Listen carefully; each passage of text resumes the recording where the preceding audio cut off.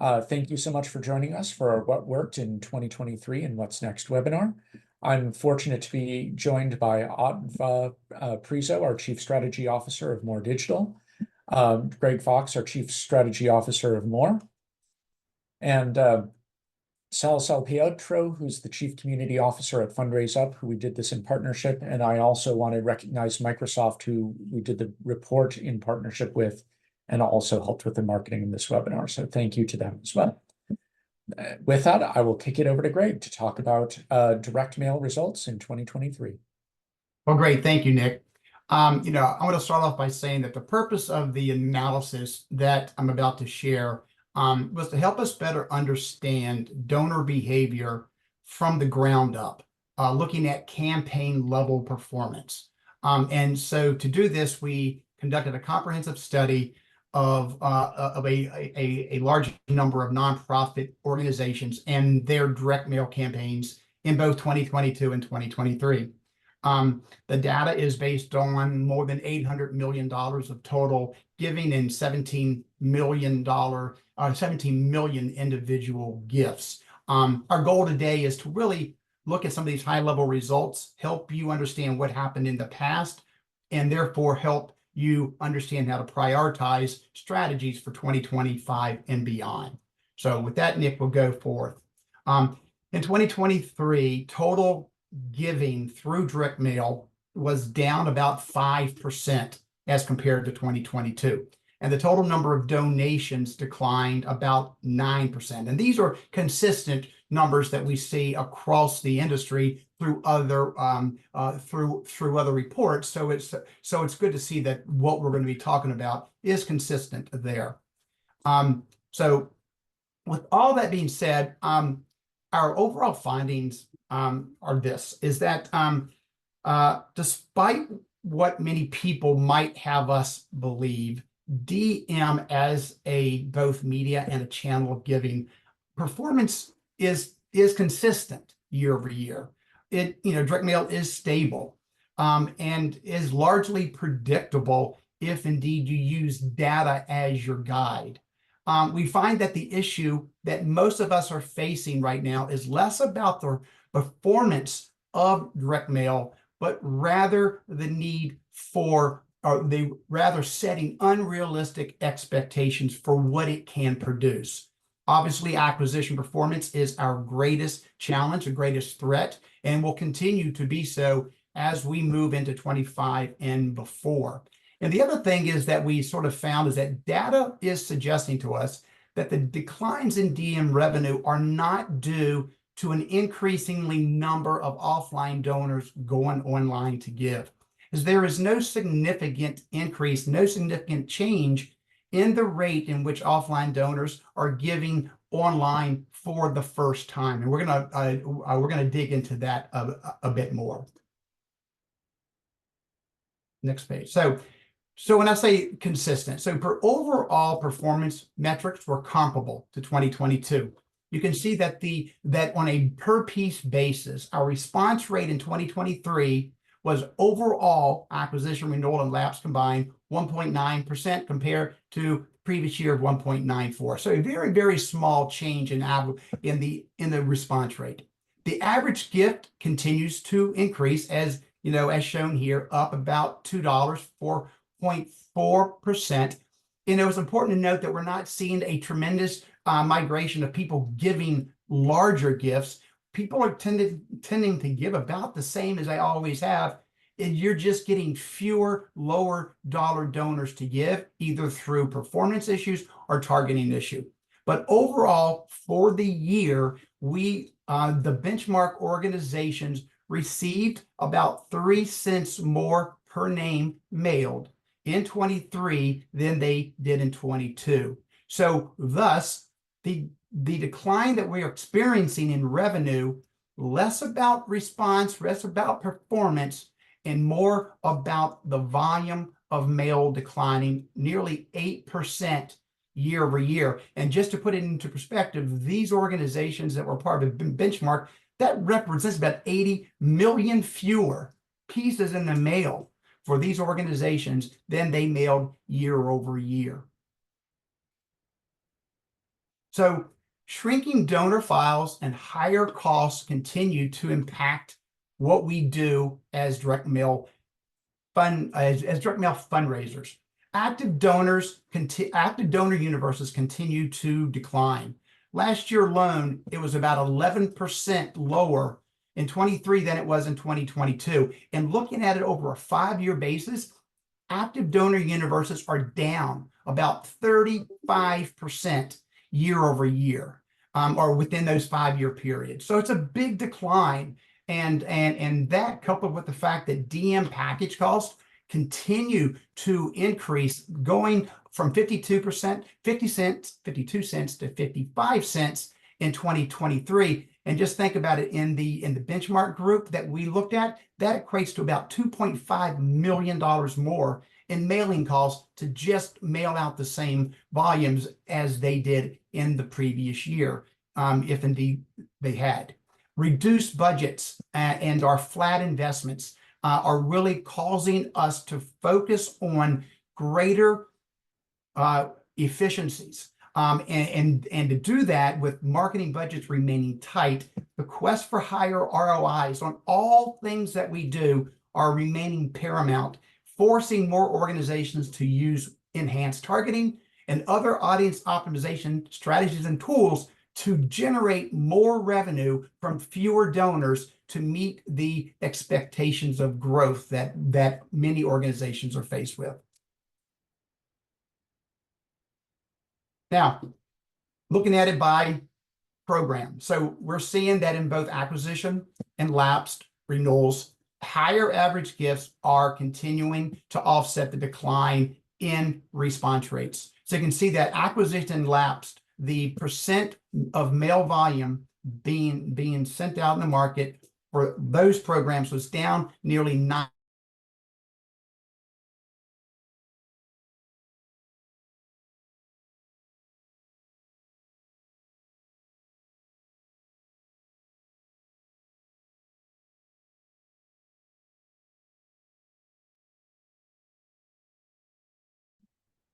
Okay. Did Greg freeze for our other In folks? acquisition Yes. and lapsed jumped. Oh, he's back. You Okay. froze for just a second. Did I freeze? Okay. Oh, If you I can give us froze. the last two sentences again, Oh, please. sorry. You know what? Okay, sorry. Last two sentences are, you can see here that acquisition rates, response rates dropped about 7%. Average gifts offset that decline, so that overall acquisition revenue per name only dropped about 0.1%. So it was comparable year over year. The problem is there were 15% fewer responders to our acquisition mailings and 7% fewer responders to donor appeals in 23 as it compared to 2022. So acquisition is an issue both in volume and in the response rates, which is also leading to the decline in active universes. The performance varied greatly by sector. So you can see here, I won't go through all the details here, but response rates were up in about 2 or 3 of the primary sectors that we look at.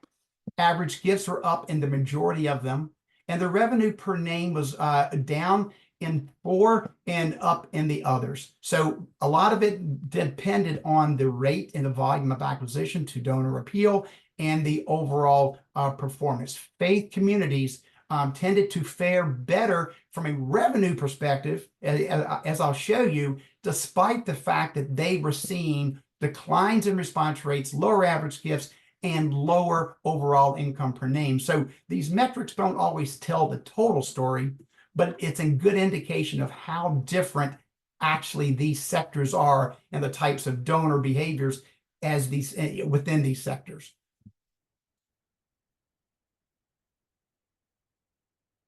So what we're also finding that the majority of nonprofits are continuing to rely on front-end premiums as the primary fundraising offer. We're not finding a lot of movement. 60%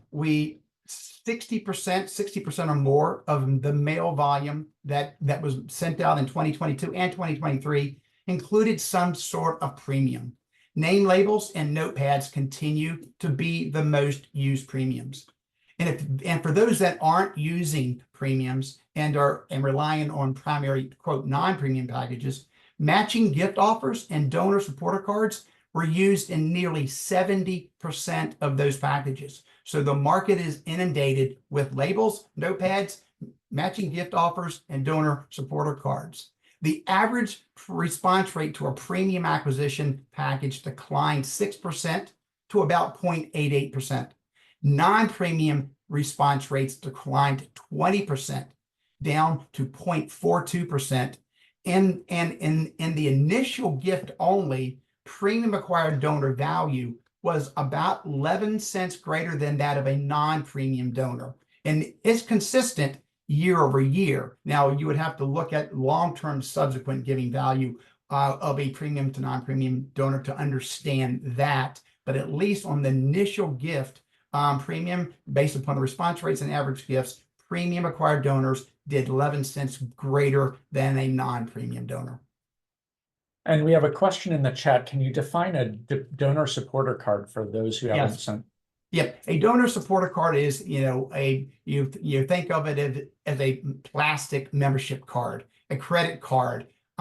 It's typically embossed with a person's name, a name, donor ID number, donor cents. Now, in terms of channel migration, donors that give via direct mail continue to give only through direct mail. So what we found is that 85% of individual giving continues to come through direct mail. And this has been consistent over the last several years. 50% retention of DM donors annually, 43% of online donor retention, 71% retention rate of donors who are giving both online and offline. Now, 98% of all those donors who retained year over year, meaning that they gave in 2022 and 2023, 98% of those retained gave only through direct mail. So if I'm an online donor and I retain the following year at the 43% rate, 8% of them actually migrated to only giving through direct mail. And then 3 in every 4 retained multi-channel donors who have the highest rate of retention, like I said, at 71%, 3 out of every 4 of those donors, when they retain the next year, they drop back to only giving through one channel, evenly split between direct mail and online. We're going to be talking about this later on, but this does not mean that we have to only focus in on one channel, but all the different media targeting these donors are important to get them to give through their preferred channel. Right. Okay. Adva, can you start us off on digital? Yeah, I think I'm gonna hand it over and Sal. to Sal to Yep. set us up here. Yeah, I'll Yep. set it up, Adva, and then pass it over to you. Hey everyone. Thanks, Greg, for all of that on direct mail. This is an and equation, not an or equation. Obviously, direct mail is critical for us to meet our goals. Let's talk about digital results just a bit. Now, you may see these numbers and go, hey, that's not what I saw in other reports, earlier this year. That's true. Some of the industry benchmark reports that came out represented or reported a negative 1% dip in some revenue and online giving and so on. That was about a 250 data set out of the M&R benchmark. This here is looking at a couple thousand nonprofits, but it is restricted to the Fundraise Up ecosystem where we have our data. So we see 18.9% lift in gifts in 2023. Average gift went down about 10%, and revenue went up about just under 7%. So all of that stuff equates to an increased spend really on paid search, mobile, etc. But also mobile, and we're going to talk more about mobile later, is playing a big part in the increase of the number of relationships, gifts, but also seeing some average gift numbers go down a little bit. The more digital, the numbers that Adva and her team see is overall about a 16.2% increase in revenue. So we see some of the numbers that we're presenting here are bucking the trend or the overall blended industry numbers. Adva, you can share a bit more about some of the deeper stats. Yeah, sure. So across more digital clients, the makeup of the revenue did change significantly year over year. So organic web was really the only channel online that was down, but it was down 9%. Email revenue was up 19%. Digital advertising was up 74%. And other channels like SMS were up 33%. And mobile giving was also up 44%, which Sal will dive into a little bit in more detail later.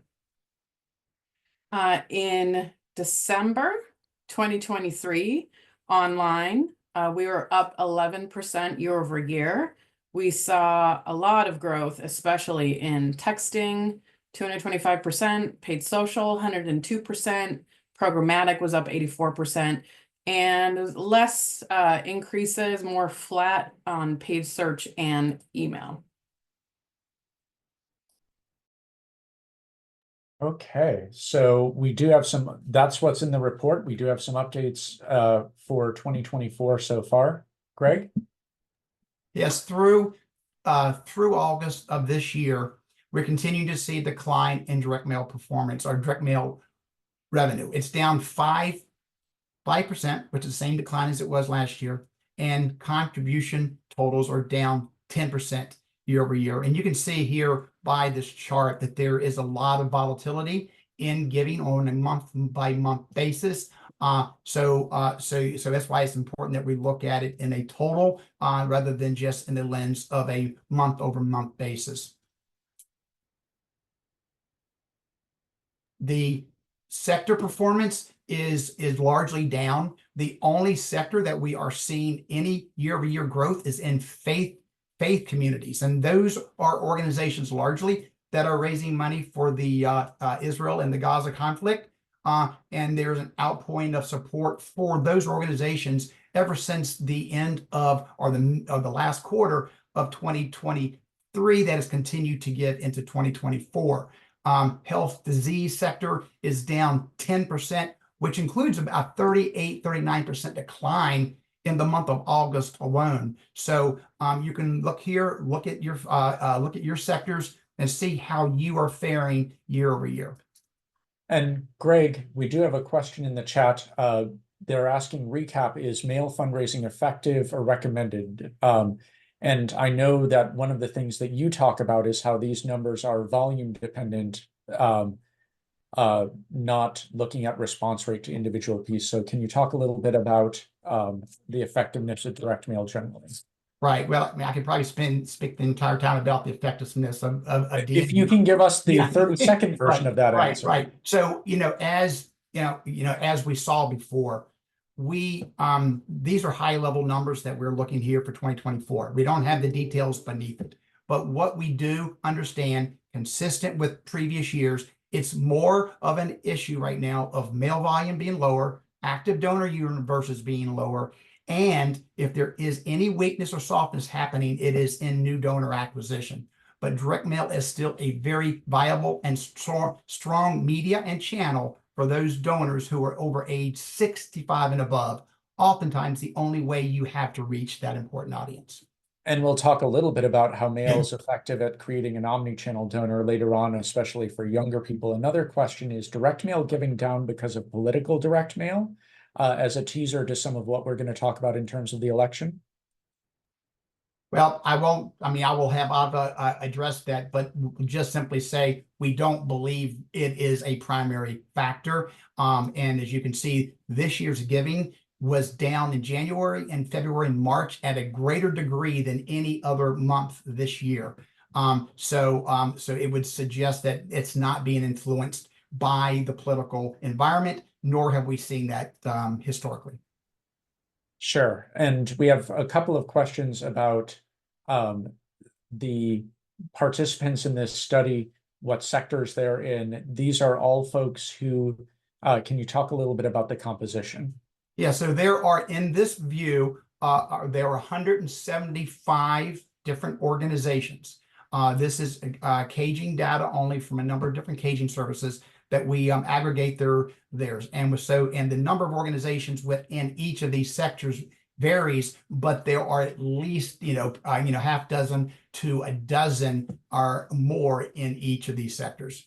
Yeah, and I will say that universities are in the museum cultural education sector. That's one question that we had here. And if you're looking for specific sector breakdowns, take a look at the full report, because we do a page on each sector and what that sector was looking at. So let's kick it over to Adva to talk, or to our digital folks to talk about first half of this year on the digital side. Great, thanks. Yeah, Adva, we're the digital folks. We'll just be in that bucket. Team Digital. Digital. All right, cool. This is a bunch of data here, comparing the first half of 2024 to the first half of 2023. So same number of nonprofits, same time frame. Too long didn't read version. All the numbers are looking good. So what we have here, let's look at overall digital donation volume, H1 24 to H1 2023. While we saw 6.9% growth in 23 versus 22, we're seeing an additional 5.3% growth on the first half of 24. Now, if we're looking at the digital donation volume and number of donations and relationships, I always like to say that number of donations is actually relationships, right? We're seeing continued growth there. So while we saw 18.9% in 23 versus 24, first half of 24 versus first half of 23, an additional 10.8% growth in the number of relationships. So this trend continues, the trend of more donors, lower overall spend, likely meaning longer lifetime value opportunities and longer sustained revenue growth. Let's look at the next stats to look a little bit about on the next page here around monthly average gift. So this went up just a hair, about 1%. We're seeing that continues to grow. While it's not as big of an increase as last year, 24 is on track to show some increases. And again, we're using only a data set from nonprofits using tech forward kind of platforms and modern tech platforms. So we're seeing a time to donate reduction of 2.2% in the time it takes to complete a donation. So that's important, right? The longer you give a donor to deliberate, the more opportunity there is for them to abandon. The next screen will be interesting here around tributes. Tributes, dedications in honor, in memory. This has dropped by about 7%, which is a trend that's continuing over the year prior. This is likely due to the acquisition of more donors overall, many of them in younger demographics. Again, we'll talk more about that a little later, because they're coming through mobile donor acquisition channels. And these tend to be younger donors who have a reduced opportunity or need to make tribute or dedication gifts. So just some numbers to see there. Don't be alarmed. You really want to keep your eye on the ball for total revenue increase and number of donations coming through. That's where we build the sustainability.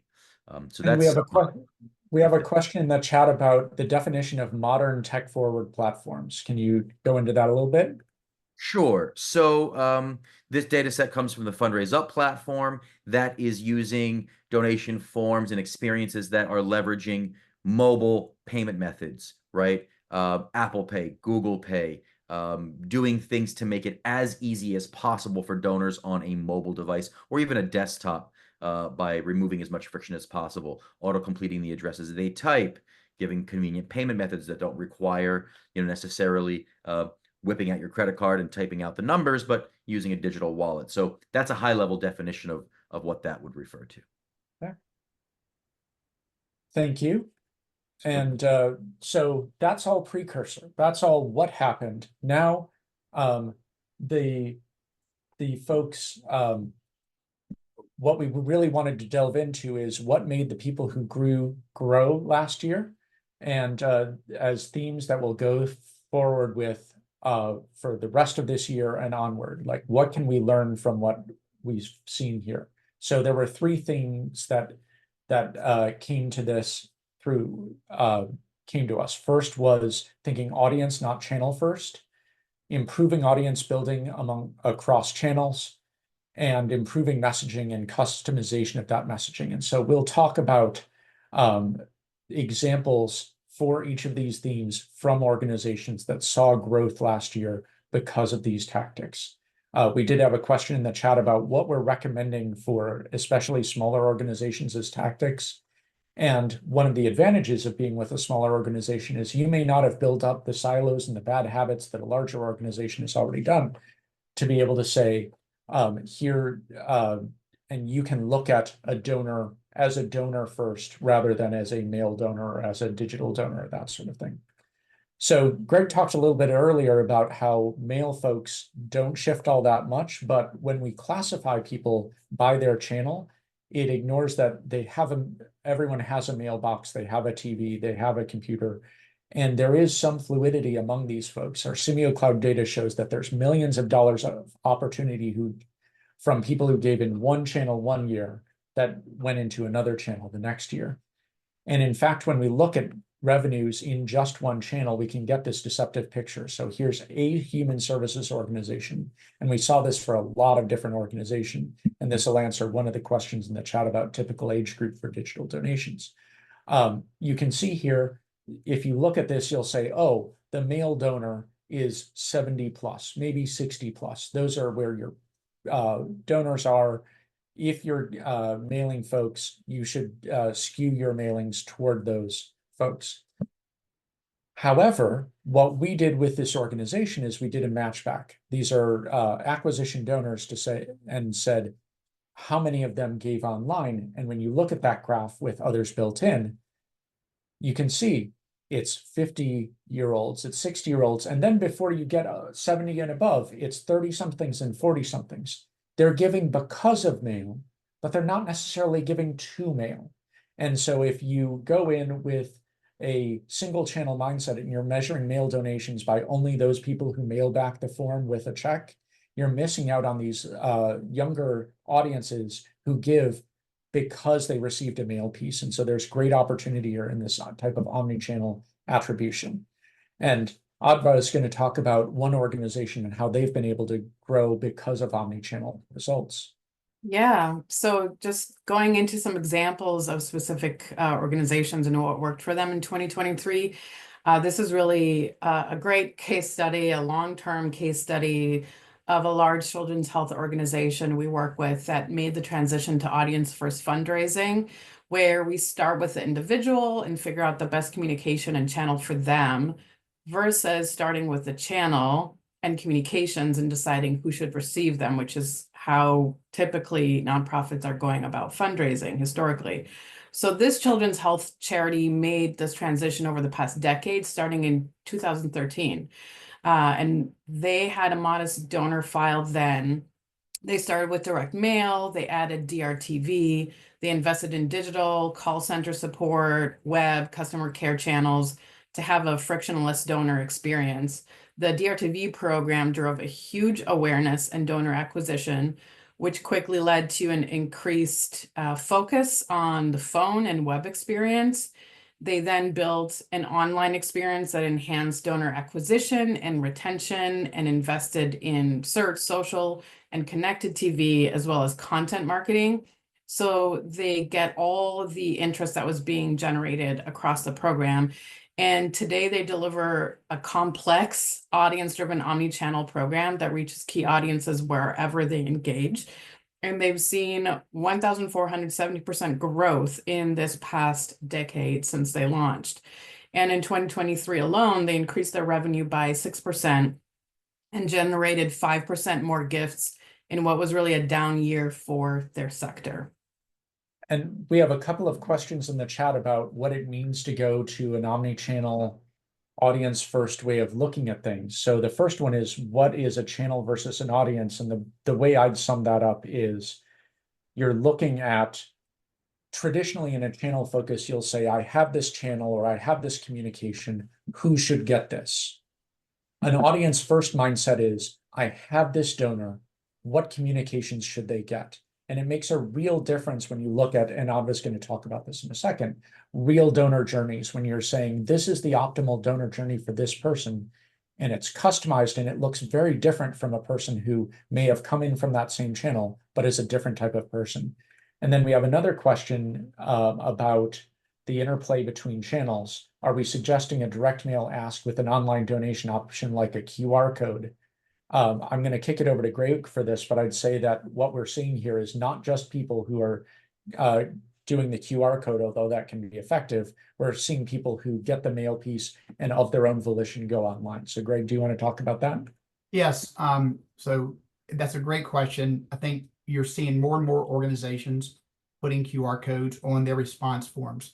I will say though that there's very little to suggest people are using that QR code in terms of a giving opportunity, but it gives a person another way of supporting the organization, just as providing them with a dedicated DM URL where they will get the direct mail piece. It will send them to a URL to make a contribution, and organizations are starting to see significant amount of revenue come from DM donors through that URL.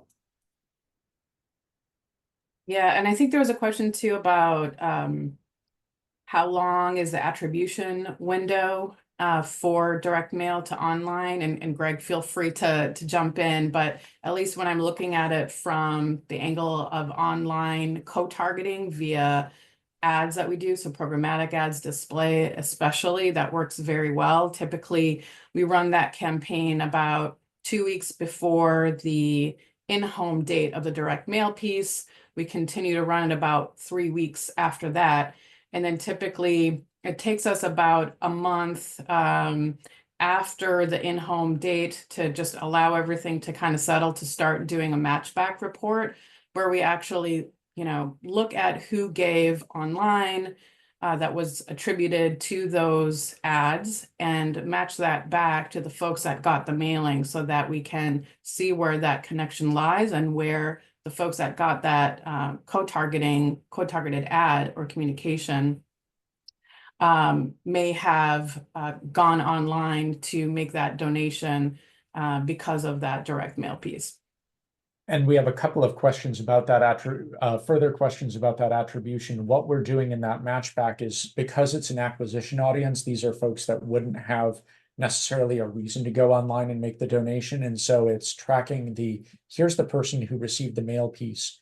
Did they come through and make a digital donation? So it's not necessarily just those that donate through a personalized URL. It's matching back the people, not the method of giving. So hopefully that helps. Adva, do you want to talk omnichannel journeys? Yeah, sure. So this is another large national health charity looking to drive more value from their donors by moving to this kind of audience first approach. And we built a predictive model to identify prospects based on capacity and propensity to upgrade to mid-level, along with a lot of other thousands of data points that we have in our co-op and through other data that we have from various consumer files, etc. And then we charted the journeys and built a communications calendar. So we focused the plan on where these high value audiences were engaging and focused messaging on tangible practice areas to define that case for support. And then we also optimized the welcome and onboarding of upgraded donors to drive maximum value. And the results were really, really great. In just one quarter, we had 14% increase in mid-level upgrades, 22% increase in mid-level retention, 26% increase in major donor retention. And we saw an additional 8% increase in upgrades year over year, with a 7% increase in revenue in the following 6 months as well. And we do have a question in the chat. If especially for our digital folks, what are the most effective omni-channel activities that you're seeing right now to help drive more responses? That's a really great question. It's a loaded question. And the simple answer to that is wherever your audience is engaging. So that's direct mail, that is online in all channels that we know that audience is engaging. So really creating that surround sound experience. So right now, the bread and butter in our industry for digital has been email and search, and that is where the bulk of the Last click revenue does come in and gets credited, but we know that ads, especially SMS, all those other channels, connected TV, display ads, social, organic content marketing, that all has a very large impact on being top of mind for these donors, so that when you do have that email coming to them, when they are searching for giving to an organization that serves the mission that you do, that you are top of mind, that you are coming up, and that they can give to you. But it's really important, we see time and time again, and I'll talk about that a little bit more later, how important it is to be out there with your message as much as possible in all the channels that they engage. Hopefully that helps. One question in the chat. I think you may have mentioned this, but the average number of days you look for look backs. Greg, do you know the typical look back window? You know, from a DM perspective, it does vary, and will also vary by the different media that is used. There's some organizations that will look at it over 15 days. Others will look at it during the month in which the DM campaign launched. So there is no hardened rule with it, and I think it does vary from organization to organization, and a lot of them, because it's attributed, are using it as a general view of performance rather than an absolute. Okay, Adva, take it away. Yeah, so just talking about modeling, for us, it's through Simeo Cloud. So this is an example of a major hospital experience with Simeo Cloud. We built models for prospects, lapsed reactivation, and grateful patient, and saw really great results. We see this over and over again. Increased $100 plus new donors by 21%, increased grateful patient return on investment by 47%, and got even a $20,000 gift in lapsed reactivation. And then also we did renewal modeling, which beat the traditional RFM by 9% on average gift, by 7% on revenue per donor. And then we did journey modeling that improved the mid-level giving by 17% on number of upgrading donors, and it reduced downgraders by 6%. So again, I think this just continues to show us the importance of knowing who you're talking to, making sure that you're putting the right message, the right offer in front of them at the right time through the channels that they are engaging in. And then the third thing that we mentioned and we saw across a number of these is the expensive part of so many of these campaigns is the media buy, whether that media is pixels or paper. The cost is in the stamp, in the paper, in the ad placement. And so honing the creative and honing the offer, in addition to honing the audience, is one of the best things that you can do. Many of you probably went to our Make-A-Wish webinar specific to this. If not, you can see it on our webinars page. But they used the Neuro Fundraising Lab, and they recalibrated who they were going after with their offer to study their ad, see where there were weaknesses, shore up those weaknesses. And they went from having a cost to acquire that was not a sustainable one to one where they wanted to increase their investment because it was so effective. A 72% reduction in the cost to acquire, 52% improvement in overall revenue. So that's a big jump forward. And it's not just on the video side of things. Operation Smile looked at their results, looked at a long-term control, a 7-year control package, and said, how can we reformulate this? How can we beat this? We use the Neuro Fundraising Lab to understand what's creating urgency, what's creating discomfort, what people are paying attention to, and upped the personalization quotient in the message, which is almost always highly effective. Beat a long-term control, 23% increase in response, 22% lift in average gift because of a honed message. So those are the things that we saw in 2023. Now we're going to talk a little bit about what we're seeing coming up next. So Adva, do you want to talk a little bit about election year? Yeah, oh boy, do I. It is coming. It is happening, what, in 6 weeks, 40 something days. So historically, and Greg and I have been chatting about this, both offline and online, all the data that we can tell, the general election has not had a negative impact on nonprofit fundraising in the industry overall. But there are definitely impacts that I want to make sure everybody's prepared for and that we're preparing our clients for. So let's talk about some of those. So increased advertising cost is going to happen as competition rises in October and in the lead up to the election. So definitely expect that to happen. Meta has always required social issue advertisers to lock in ads and start getting impressions by a certain date, or else you won't be able to go live during this blackout period. This year's restriction period will run from midnight Pacific time on October 29th through 11:59 p.m.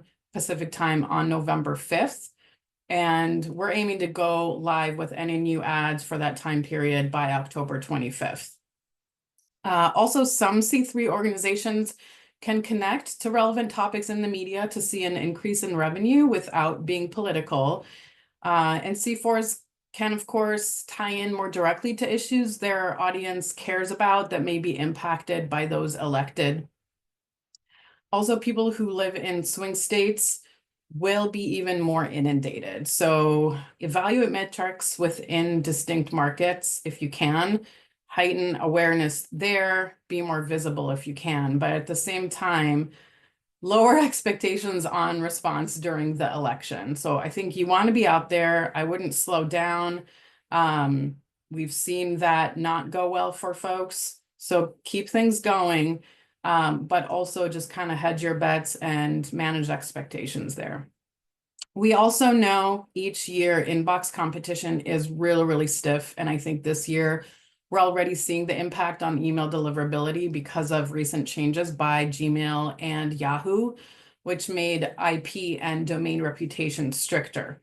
So we've seen this especially in one specific email service provider that shares an IP address across nonprofit clients. So I would just make sure that you are investigating, staying on top of your email deliverability, making sure that your emails are getting to inboxes, Gmail, Yahoo, all of the primary ones. And if you are seeing any issues there, consult with your agency, with experts on how to correct that, hopefully before we get into this really critical end of year period. Few lightning round questions from the chat. So with ad costs rising, would you recommend buying early to save? Buying early, I mean, you should be in market right now. So it's one of those things where personally, I would not be waiting to launch anything until, if you mean, waiting until Giving Tuesday or waiting until after the election, especially because of this, some of the blackout periods, I would launch as soon as possible if you haven't already. That doesn't mean you need to, spend willy-nilly, really closely monitor that spend. But I think it's important to be in market right now. Yep. And then is hunger an allowable issue? Meaning, does it count as a social issue, which in Meta, Yep. typically that would have the, it would display something that says this is a social issue. Typically, hunger kind of goes through. I haven't seen major issues with that being part of the blackout or getting that that banner that says this is a social issue. But just to be cautious, again, we're really trying to launch everything well before that blackout period, just in case. And we have even plan B and C for how to message a little bit differently in case Meta does block those ads. So we can submit a request to relook at those ads, which is an appeal in Meta. So you want to have plenty of time to be able to do that in case Meta does flag your ad. Typically, I would say hunger shouldn't be, but again, Meta has been really kind of on and off as far as what counts and what doesn't. So Yep. put your bets there. we're getting a couple other sector questions in the Q&A, and Adva and I were talking about this yesterday, and we used the Darth Vader, I have altered the deal, pray I don't alter it further gif to describe what's going to happen with Meta. Get your Yeah. stuff in ahead of time in case they change their mind. Exactly. It is a little bit of a black box, as you know, and we've seen in past years, we really have to stay on top of changes, sometimes very last minute, that they make. So post the election period, causes that are more connected to the losing side, we know tend to get a boost in revenue. 50% of people in this election will be on the quote winning side.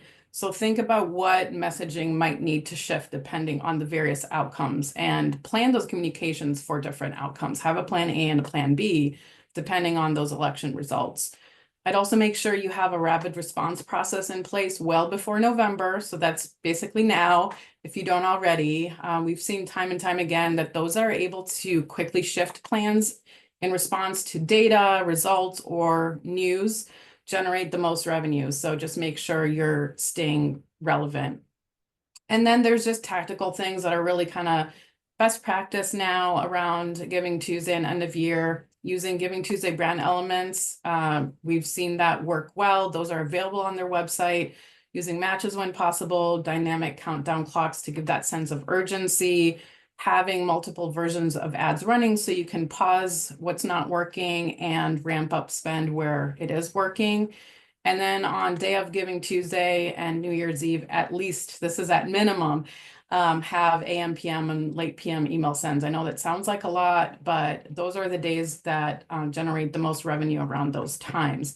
That said, for end of year, we typically start with our end of year campaigns in email inboxes and everything, and really double down on that spend from the 26th on. And Sal's gonna talk a little bit about some stats that he has around that.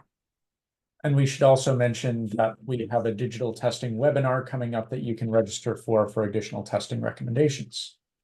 Sal?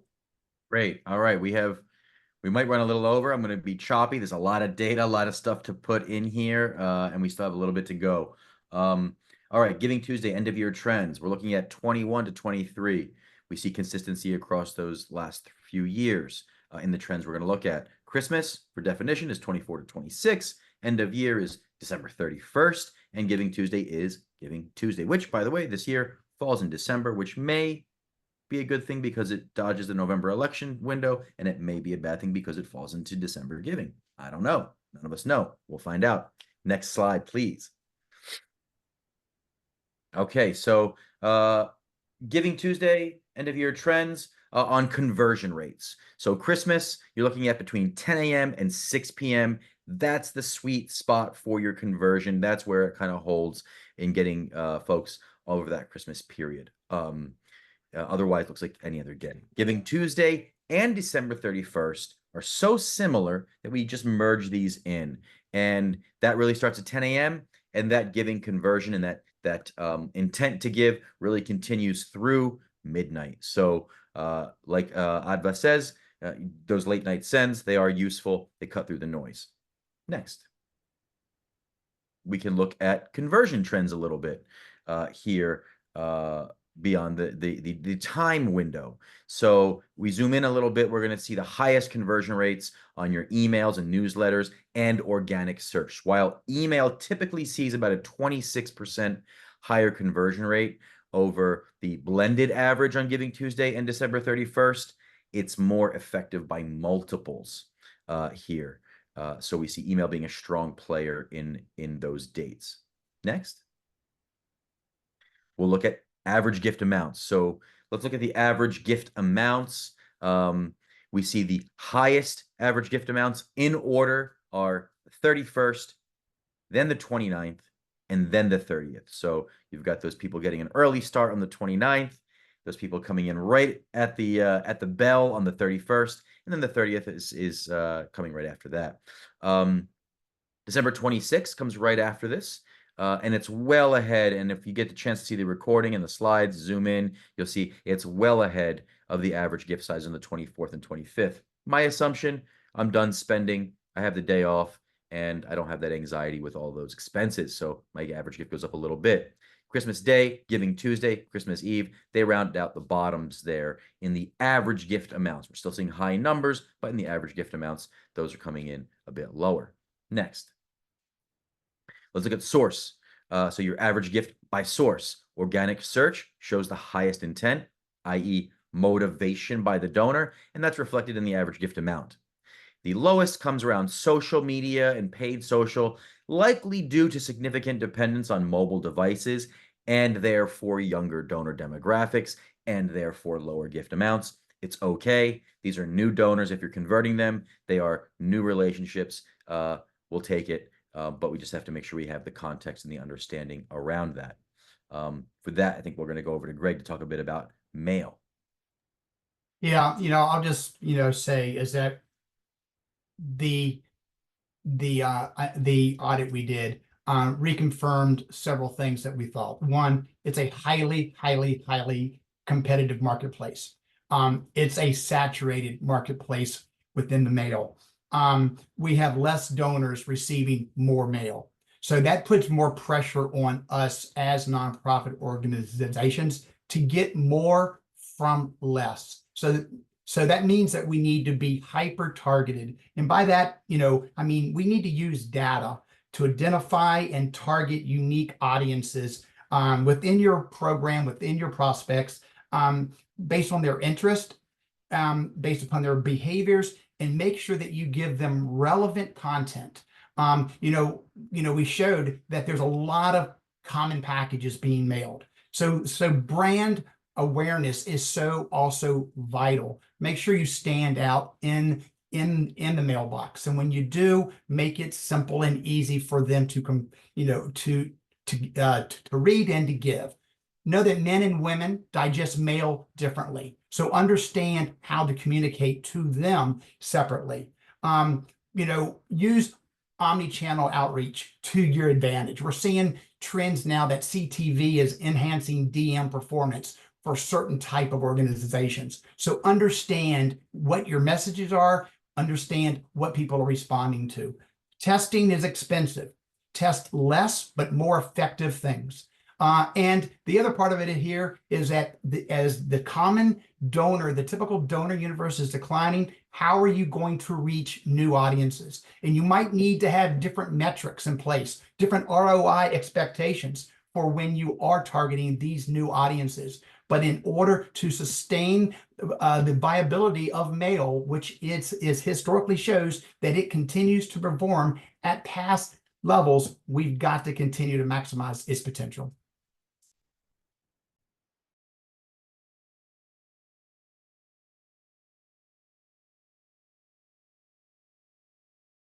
So the cost impacts on mail and omnichannel, very significant. We saw that mail is just as effective as it used to be. It's just more expensive. Digital costs are shooting up. We've talked about a lot of the solutions, better audiences, hyper personalization, whether it's digital printing or dynamic content optimization.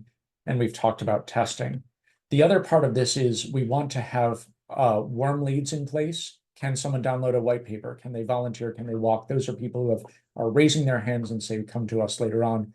And brand is the rising tide that lifts all boats. When you have PSAs on the air, when you're using influencer campaigns, when people know who you are and they're not responding to your ad by calling up and saying, is this a real organization?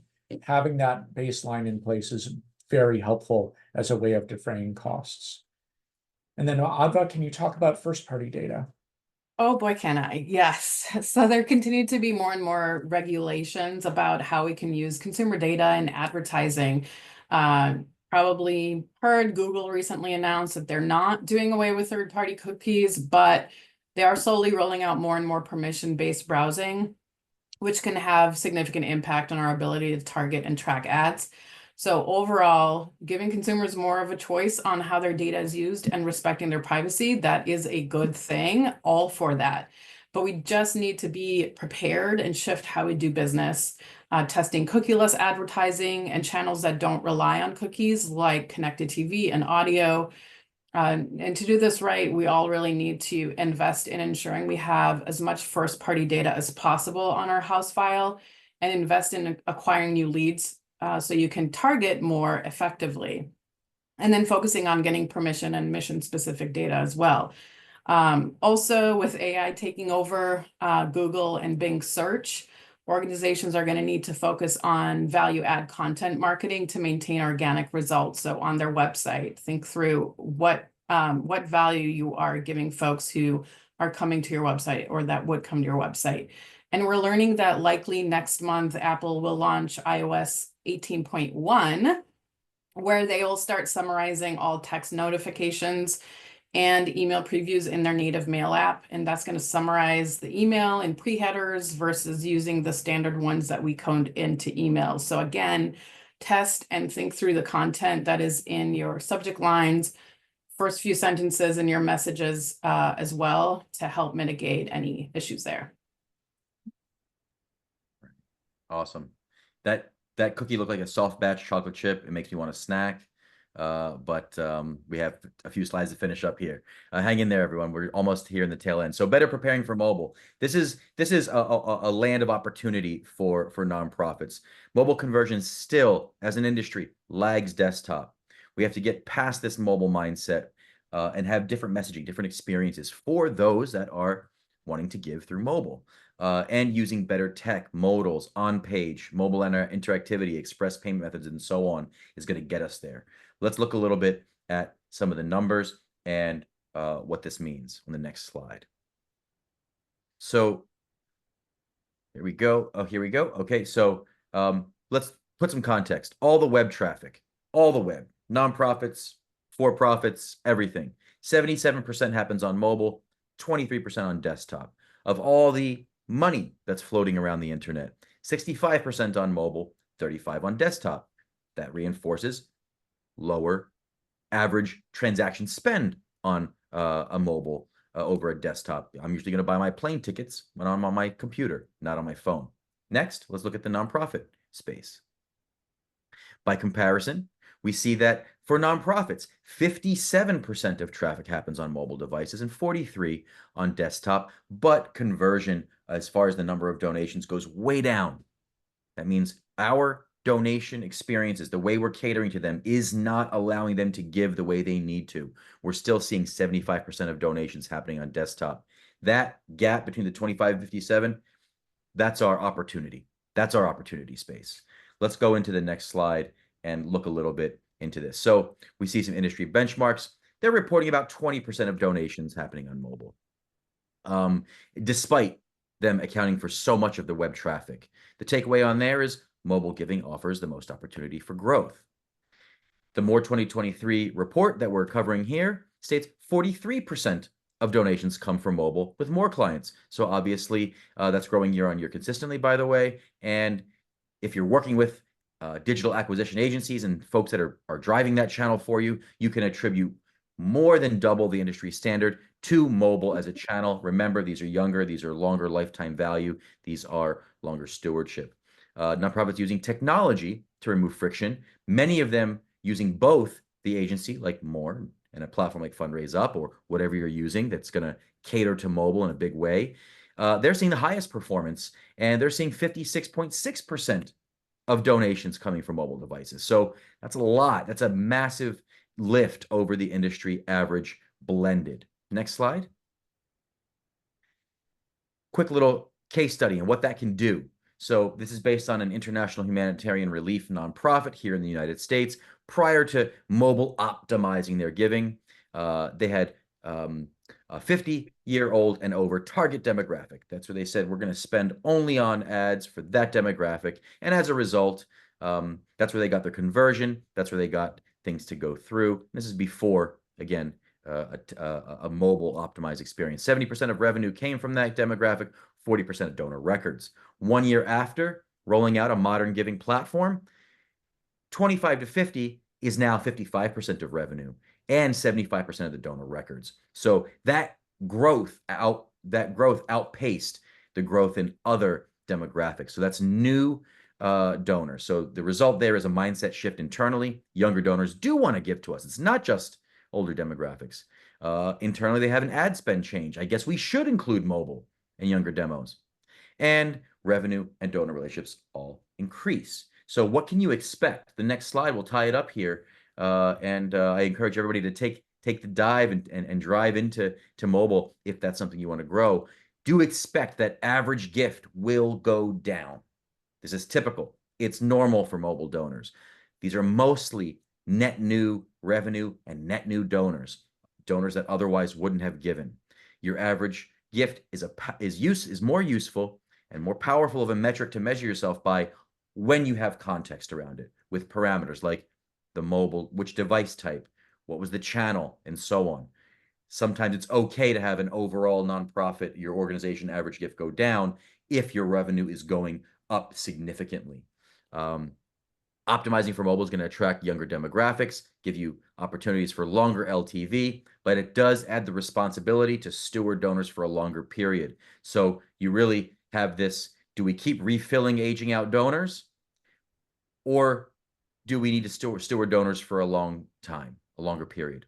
This is an and equation, not an or. You need to do both of those really to get to the goal that you want to reach for. So long story short, mobile, a lot of donors, a lot of mission and impact is laying there in that space. Thank you all for hanging in a little bit after time. Thank you to our presenters today. Feel free to folks have additional questions, so feel free to continue to shout out Q&As in the Q&A box here in Zoom. While you're doing that, wanted to give one quick other insight on mobile giving. There's something called mobile mindset that researchers have discovered. So when you're using a local device, when you're using a mobile device, you tend to think more individualistically. You know, there's a picture of someone who shares your DNA on the lock screen, or a dog, or a place that you've been, and you've configured this to be highly individualized to you. And so it feels like an individual tool. And so using explicitly group-focused messaging can really help for mobile, but it actually turns people off on desktop. So having differential advertising, like Sal's talking about, the type of customization Greg's talking about, Adva talked about it too as well, holds true for how you get to mobile as well. Having message that customizes to the person receiving it. And I'm not seeing any other questions come into the chat. Thank you for shouting them out during the presentation today. Feel free to reach out with any questions that you do have. I'm here at nellinger@wearemore.com. We have A. Prizo at wearemore.com, G. Fox at wearemore.com. And Sal, you can hit up on LinkedIn, or would you like to give out an email address, Sal? Sure, Salvatore at fundraiseup.com. LinkedIn's great too.